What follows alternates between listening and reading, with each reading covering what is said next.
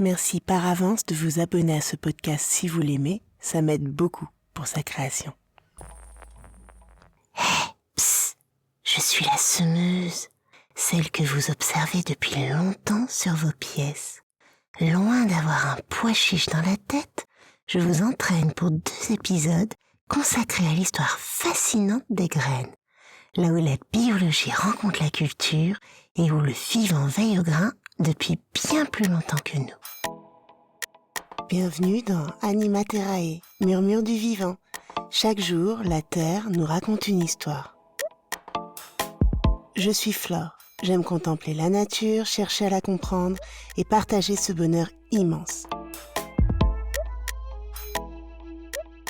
Bonjour vous. Avant de devenir un symbole, la graine s'inscrit dans une histoire très ancienne, celle du vivant qui cherche à durer dans un monde instable.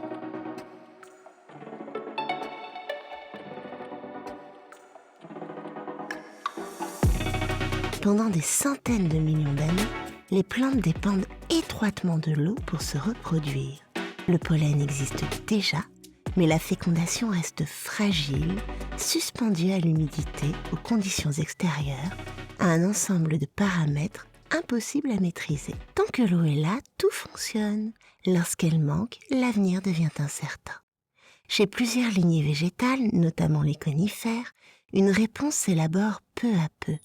Ces végétaux appartiennent à un groupe que l'on appelle les gymnospermes, c'est-à-dire des plantes dont les graines ne sont pas enfermées dans un fruit. Il y a environ 280 millions d'années, à l'époque du Permien, puis durant le Jurassique, ces lignées connaissent un véritable âge d'or. Leur innovation est décisive. La reproduction cesse progressivement de dépendre de l'eau libre. Le gamète mâle végétal n'a plus besoin de nager pour atteindre l'ovule. Il est désormais transporté à l'intérieur du pollen, acheminé jusqu'à sa cible sans se déplacer par lui-même. Le flagelle devenu inutile disparaît. La fécondation peut alors avoir lieu en milieu sec.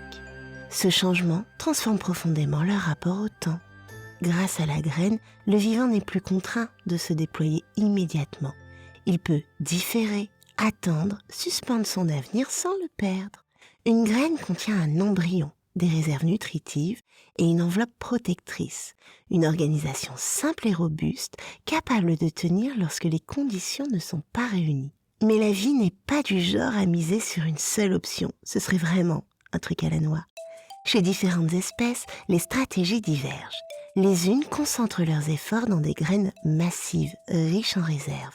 La cocofesse, la plus grosse graine connue, pouvant atteindre une 20aine de kilos, incarne ce choix assumé de l'abondance. Une sorte de BBL naturel. Un BBL, pour celles et ceux qui ne suivent pas les tendances contemporaines, c'est une chirurgie esthétique destinée à augmenter le volume des fesses. Ici, la plante a simplement décidé de tout miser sur les réserves, sans bistouri ni complexe. D'autres préfèrent multiplier les tentatives plutôt que la masse. Les orchidées produisent des graines si petites qu'elles ressemblent à de la poussière disséminée par millions, avec l'espoir que quelques-unes seulement rencontreront les bons partenaires dans le sol. Grain de folie? Certainement pas. Il s'agit au contraire d'une adaptation fine aux contraintes du milieu. Chez diverses espèces, cette capacité à attendre est poussée encore plus loin. Les graines entrent alors dans une forme de veille prolongée. Le lupin arctique, le lotus sacré ou encore le silène, retrouvé en Sibérie, en témoignent. À partir de tissus végétaux immatures de silène préservés pendant près de 30 000 ans dans le pergélisol, des chercheurs ont pu régénérer des plantes entières. 30 000 ans, vous imaginez? Le temps semblait figé, mais la vie, elle, était restée disponible. D'autres végétaux ont intégré des événements que nous percevons comme destructeurs. Pour plusieurs plantes, le feu n'est pas une fin, mais un signal. La chaleur déclenche l'ouverture des structures protectrices et libère les graines au moment même où le milieu se transforme. On parle alors de pyrophytisme, une stratégie où l'incendie devient une condition de la reproduction. Toutes les plantes, cependant, ne passent pas par la graine. Beaucoup se multiplient autrement. Une branche qui touche le sol pour s'enraciner, une tige peut produire un nouveau plant, un bulbe, un rhizome ou un stolon permet à la plante de s'étendre. Ces stratégies sont rapides et efficaces, mais elles produisent des copies conformes. La graine, elle, accepte la variation, l'imprévu, la possibilité de partir en cacahuète, avec l'idée qu'une diversité accrue augmente les chances de survie à long terme. Reste une contrainte incontournable. Les plantes sont fixées. Pour se déplacer, elles doivent déléguer ce mouvement. La graine devient alors vecteur, projectile ou passagère clandestine. Les unes voyagent portées par le vent, comme les érables, d'autres se projettent brutalement, à l'image de la balsamine des bois. Certaines flottent et dérivent, traversant parfois des océans. Et l'on en trouve qui s'accrochent aux poils des animaux avec une ténacité qui finit par briser les noix. La Proboscidea, une plante originaire d'Amérique du Nord, s'accrochait autrefois aux poils des grands mammifères aujourd'hui disparus, probablement même à ceux des paresseux géants. Lorsque ses partenaires ont disparu, elle a développé une stratégie de secours. Quand l'air devient trop sec, le fruit s'ouvre, tombe au sol et libère les graines.